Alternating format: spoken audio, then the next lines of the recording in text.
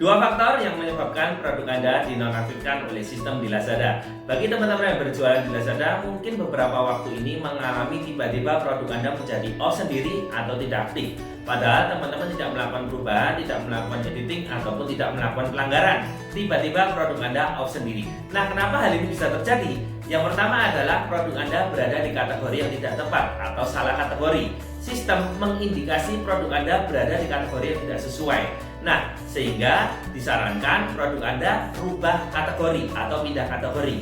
Nah, yang sering menjadi pertanyaan adalah produk-produk yang dinonaktifkan adalah produk-produk lama yang sudah terjual banyak, yang sudah banyak rating dan review, kok tiba-tiba baru sekarang diindikasi salah kategori. Kenapa hal itu bisa terjadi? Nah, yang perlu teman-teman pahami bahwa semenjak akhir tahun lalu Lazada sedang melakukan penyesuaian kategori, sehingga di sini bisa saja dulu kategorinya dianggap sesuai oleh sistem, tapi untuk update yang terbaru produk Anda berada di kategori yang tidak sesuai. Nah, kenapa hal ini dilakukan oleh Lazada? Sebenarnya ini adalah bagian dari optimasi di Lazada.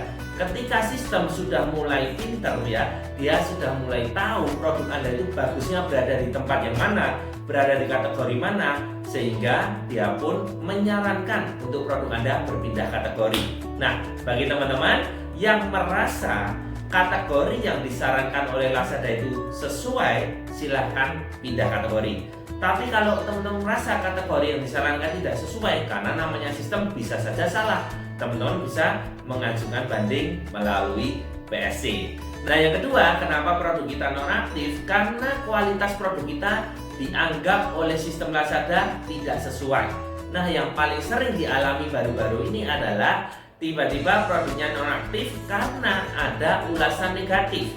Satu ulasan negatif, padahal sebelumnya sudah banyak ulasan yang positif. Nah, kembali namanya ini sistem. Kalau teman-teman memang memiliki bukti yang kuat bahwa sebelumnya rating reviewnya bagus dan hanya minor yang memberikan review negatif, teman-teman bisa mengajukan banding sehingga produk Anda bisa kembali diaktifkan.